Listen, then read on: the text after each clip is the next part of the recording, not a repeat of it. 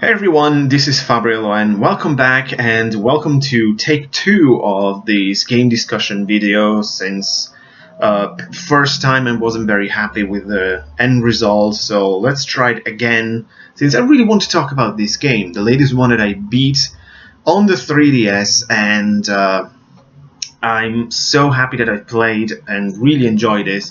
And this is probably the best way to start a gaming year, I would say. As a gamer, I couldn't ask for anything better than this, and I'm talking about Metroid Samus Returns, the latest entry in the legendary Metroid series by Nintendo. And I am a big Metroid fan. I absolutely, just in case I haven't stressed it absolutely enough, love the Metroid series. Even though I haven't played from the beginning, like I never played the original one on the NES, I played that on the Game Boy Advance, and I can say that I don't like the first Metroid, actually. I mean, it's a cool game, but I think it's basically unplayable unless you have a map. Even all like old school gamers who are actually saying that, oh, I beat Metroid. Of course they use the map. You cannot beat that game without a map. It's impossible. Then I actually played and beat the first Metroid the way it's supposed to be played, and that is of course Metroid Zero Mission on the Game Boy Advance. And other games I greatly enjoyed, of course, Super Metroid, although I never played on the Super Nintendo, not back in the day at least, but quite later. But greatly enjoyed that game, although I never finished it because I have battery issues with my cartridge, so we'll see what happened there. Greatly enjoyed Metroid Fusion. That game is phenomenal. Highly recommended if you never played it. And on the Prime trilogy on the Wii, not on the GameCube, since there was the package with all three of the games, and just tried the first Prime because I basically never play my Wii. Whenever I don't have the chance, and whenever I'm in Italy where my Wii is, I played something else for the most part. Even though because I always forgot, like I have Metroid Prime that it really needs to be played. But and of course the last year E3 for 2017. The internet basically went apeshit when Nintendo announced 2 Metroid games the same night. Of course, the announcement of Metroid Prime 4, and of course this bad boy right here, Samus Returns, which is the remake, official remake of Metroid 2 that was originally on the Game Boy, and I never played that as well. But now I have played Metroid 2 thanks to this. Of course, there is also the unofficial remake, another Metroid 2 remake, which it's considered fantastic, but by those who've played before, Nintendo basically forced them to remove it. This whole thing about Metroid, just to say that I love the series very, very much. Even though maybe I haven't played every single game 100%, doesn't really matter. I love the games I've played, and I would say that Metroid, depending on my days, might be my favorite Nintendo series. It's always there, like clashing heads with Zelda, basically, to decide which one is my actual favorite. Every time I play Metroid, it's like there's no doubt Metroid is my favorite. And then I like seeing images or playing Zelda, I was like, but I really like Zelda as well. So always between these two.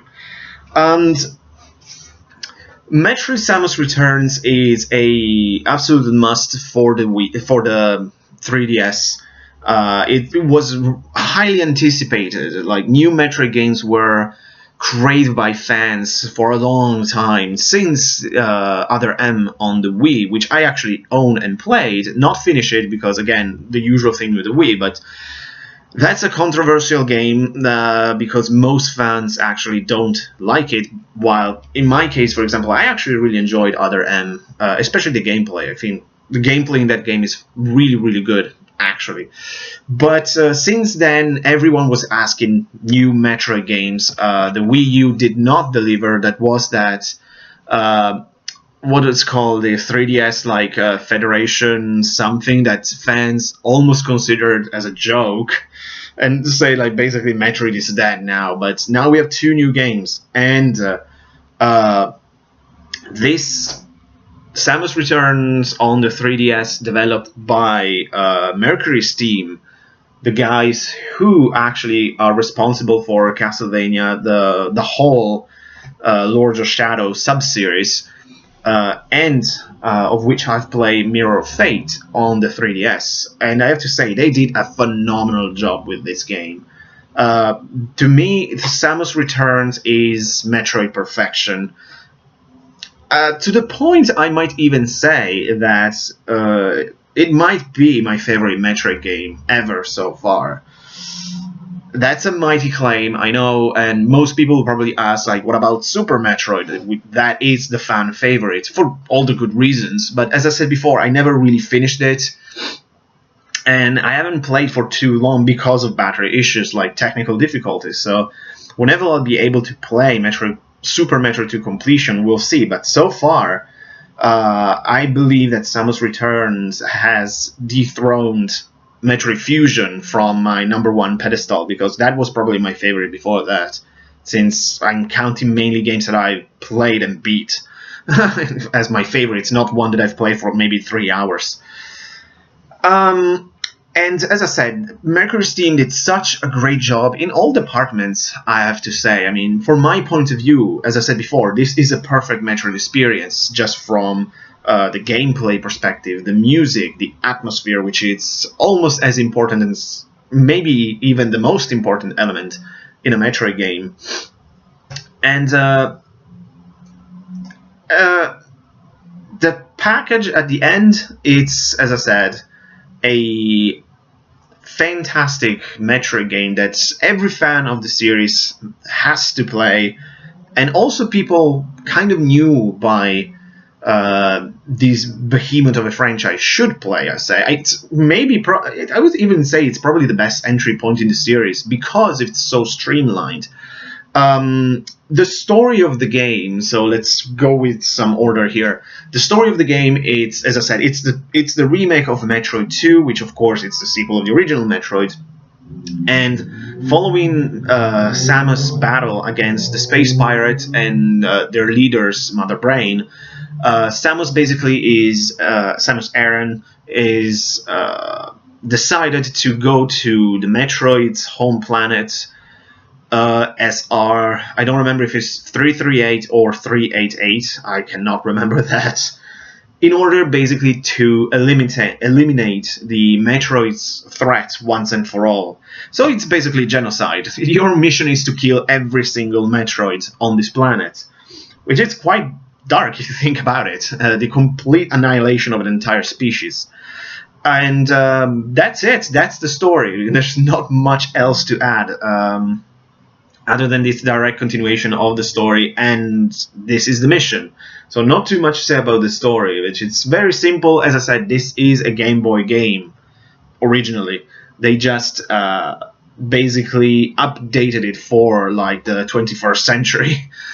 And but where Metroid 2, actually I should say Samus Returns shines, it's the gameplay, where a Metroid game should shine, because the fact that the story is so bare bone, it's not a disadvantage to the game. Actually, quite the contrary.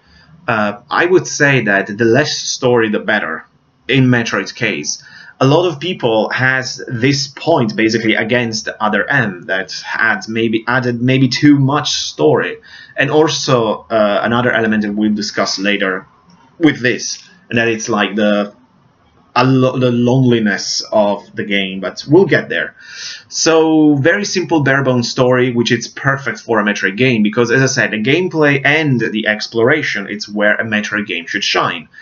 Gameplay wise, I think Samus Returns, it's absolute perfection. It's so fluid, you can play, it's really melting in your hands while you're playing on the 3DS. You're just like moving around, because we all know the basic idea of a Metroid game is of course this non-linear exploration, the backtracking, the exploring this huge map as much as you can considering your various abilities, because Metroid 2, contrary to the first one, introduced elements such as the spider ball, which allows you to be stuck on the walls as in morph ball form and move on like walls and stuff like that. It was a very cool innovation, and I remember watching a James and Mike Monday video where they played Metroid 2 to completion, and they complained the fact that on the Game Boy at least, the spider ball was very difficult to and annoying to control. Well, in here I thought it was absolutely fluid. I had absolutely no problem with the controls. And one important gameplay element that Mercury Steam added to the Metroid series, which it's not really like they did, like Team Ninja did for Other M, is the hand-to-hand combat element.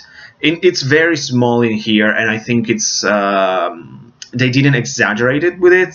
Like I remember, like in Other M, basically Samus could do like suplexes or something like that, which was cool. I liked it, but it was kind of like out of nowhere for a Metroid game. But in here, by pressing the X button at the right time, you can make Samus perform a sort of parry attack. She can basically deflect an enemy attack, leaving it like stunned, so that you can basically kill it in one hit in case of normal enemies, or perform some extra attacks against bosses, because you can perform these also during bosses. It's actually essential in order to defeat bosses more quickly. And even like from the first Metroid you encounter up to the Queen Metroid, which was very cool, I have to say. But of course in boss battles it's more difficult, even more so close to the end, because this fragment of time that you can perform the attack, it's shorter and shorter, like the enemy gets really quick. So there is that element of challenge there, which is fun. Of course, like still in gameplay, classic Metroid style, you explore these huge different maps. There are 8 in total, in order to find different abilities and power-ups, like from the Morph Bomb, different kind of weapons, and the Ions abilities, which are useful mainly for exploration, but also in combat. Like there are 4 ones. Like one allows you to see the map in order to find out where you can place bombs, or where hidden stuff is located. And there is the risk with this ability to use it a bit too often, because it's actually very convenient. But part of the enjoyment of a Metroid game is to discover these elements and these things on your own, of course. Like, I don't deny it, I use that every once in a while, but not too often, of course. But I remember, like, on one boss I was kind of stuck. I just needed to see where I had to, like, the patterns and stuff like that. And I remember watching a walkthrough on YouTube, and basically the guy was using this Ion ability every moment. So basically he constantly explored the map that way. I thought it was a bit too excessive, but it's up to you. I mean, and as I said, it's a very good way for new players who have never played a Metroid game that might be a bit intimidating by its non-linear exploration. Other abilities, there is a sort of energy barrier, a quick shot, and one that allows you to slow times, which is very useful both against certain kind of enemies, but especially in exploration with those stupid invisible pits, those bricks that's destroyed immediately. So I think that covers most of the gameplay. I hope I'm not forgetting anything. Another element in which this game is really, really good, it's the music, of course. I think Mercury Steam did a very good job by refined and updating the original game soundtrack. And it was very pleasant and immersive to listen to. You really had the feeling that you were on this planet together with Samus, you really got into the atmosphere, which, as I said, it's one of the most important elements in a Metroid game. Is the mood, the atmosphere of the game.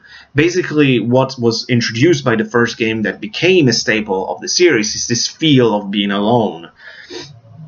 And that, as I said, was one of the main criticisms against Other M, that you were not alone. You constantly have someone talking to you, which I understand they tried to do something different, because if you think about it, maybe the classic Metroid games and formula did not change since the NES. So by trying to do something different, of course, they also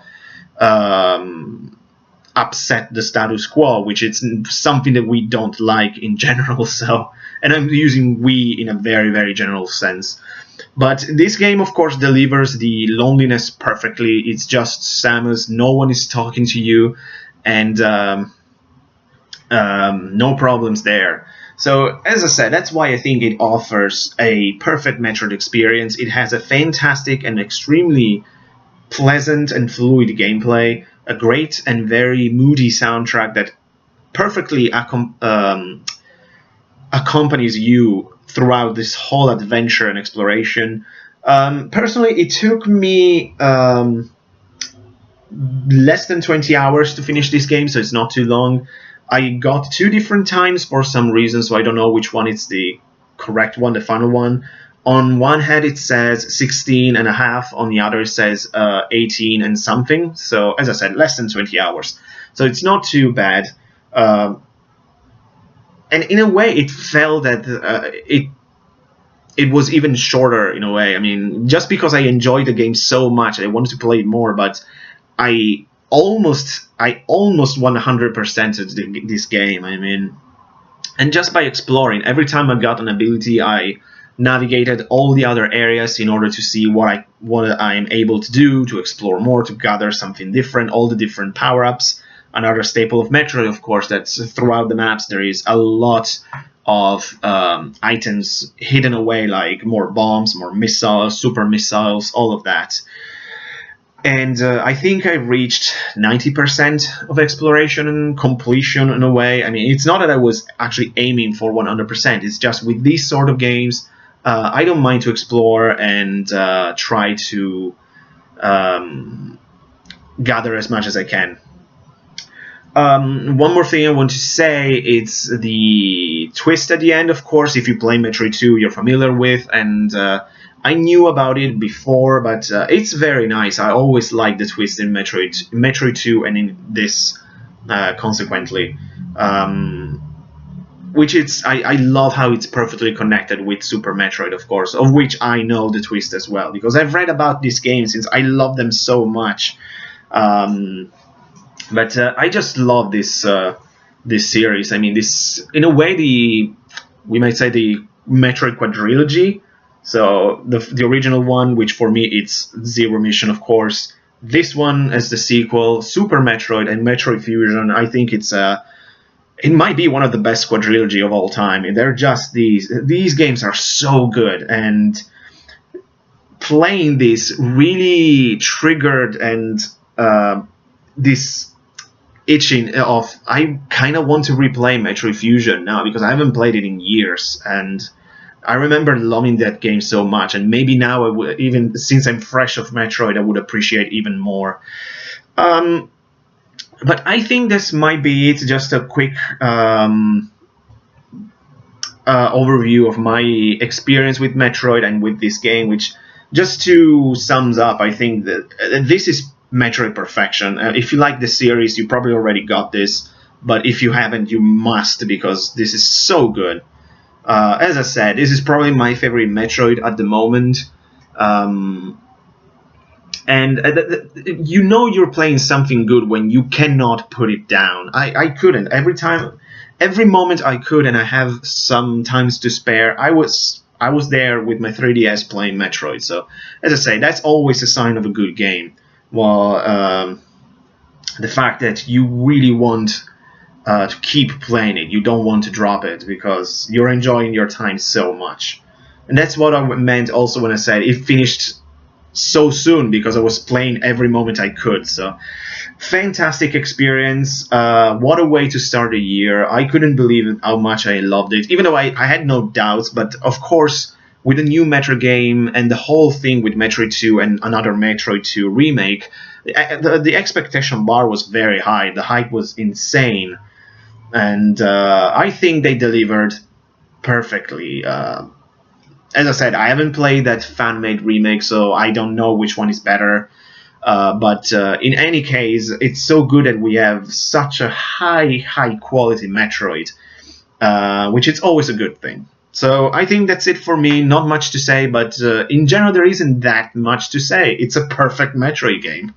So thanks so much for watching, guys. I'll see you next time, and take care.